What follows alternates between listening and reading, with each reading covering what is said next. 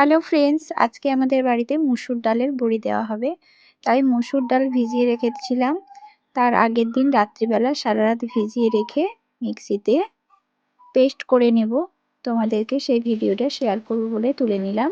দেখো, মিক্সিতে পেস্ট করব বলে দিয়ে দিয়েছি।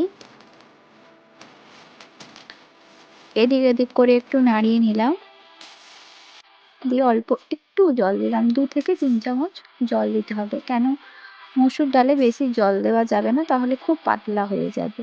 ওই জন্য মসুর ডালে বাটার সময় জলটা পরিমাণে একটু কমই দিতে হয়। দেখো, পেস্ট হয়ে গেছে, একদম রেডি।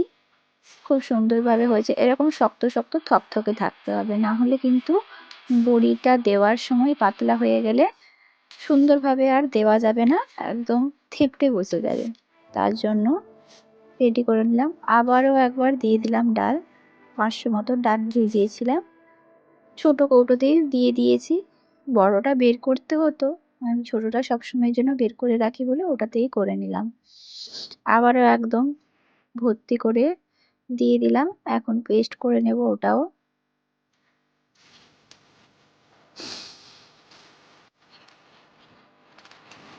দেখবো একবার হয়েছে কিনা, পড়েও গেল একটু খুলতে গিয়ে।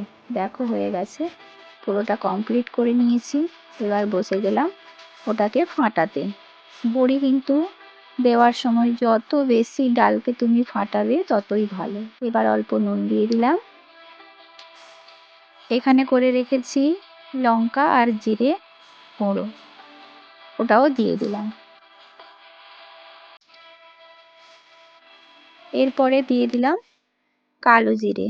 দেখো, অল্প পরিমাণে দেব। এবার খুব সুন্দরভাবে ফাটাতে থাকবো। ফাটালে সব থেকে ভালো নরম খসখসে বড়িটা হবে, না হলে কিন্তু যখন খাবে তখন দেখবে শক্ত লাগবে। আর এগুলো তো আমি বড়িটা যে দেব, এত খাস্তা হবে। যদি রোদ ভালো হয় তো তাহলে ভালোই। রোদ তো আশা করি আমি আজকে যে বড়ি দিচ্ছি খুব ভালোই রোদ হবে, কেন সকাল থেকে এতক্ষণে রোদ বেরিয়ে গেছে। একদম দুয়ারে আমাদের ঘরের সামনে রোদ চলে এসেছে। ওইখানেই বসে বসে আমি বড়িটা দিয়ে দেব। দেখো, ফাটানো একদম কমপ্লিট হয়ে গেছে। এবার তেল মাখিয়ে নিলাম। টিনের উপরে করে দেব, তাহলে উঠবে ভালো। টিনের উপরে দিলে ভালো হয়। থালার থেকেও টিনে দিলে টিনে তাড়াতাড়ি উঠে যায়। অনেকদিন আগেই দিয়েছিলাম বড়িটা, তোমাদের সঙ্গে শেয়ার করতে পারিনি।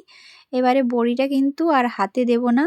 এবারের বড়িটা ওই যেটাতে পোস্ত বড়ি দেওয়া হয় সেই মুগ একটা নিয়ে এসেছিলাম, সেইটা দিয়েই বড়ি দেব। দেখো, বিরির ডালের যেরকম বড়ি দিয়েছিলাম এগুলোও সেই রকম দিব, কিন্তু এটা হাতে দেব না, এটা এই যন্ত্রটাতে দিচ্ছি।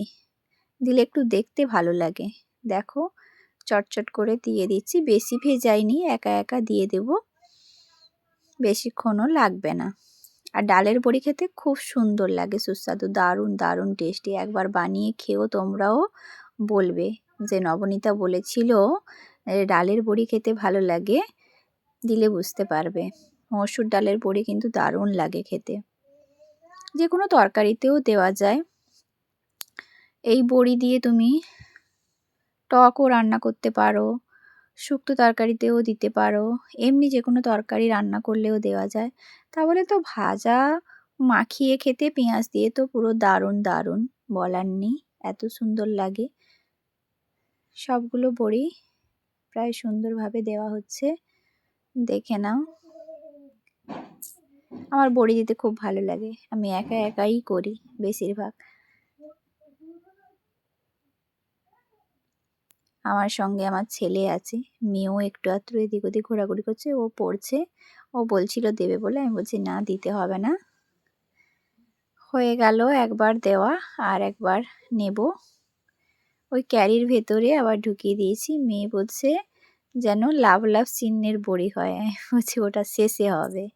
এই যে দেখো, আমার জায়ের ছেলেও এসছে, কাকিমা কি করছে দেখবে, চলে এসেছে ও। বড়িগুলো সাইজগুলো কিন্তু একটু ছোট্ট ছোট্ট দিলে না দেখতে খুবই ভালো লাগে। ওই জন্য আমি একটু ছোট ছোট করেই দিচ্ছি। আরও শুকনো হলে আরও ছোট হয়ে যাবে। এখন তাও বড় দেখাচ্ছে, শুকনো হয়ে গেলে কিন্তু আরও ছোট দেখাবে। আর অল্প একটু জামে আছে, আর বেশি নেই।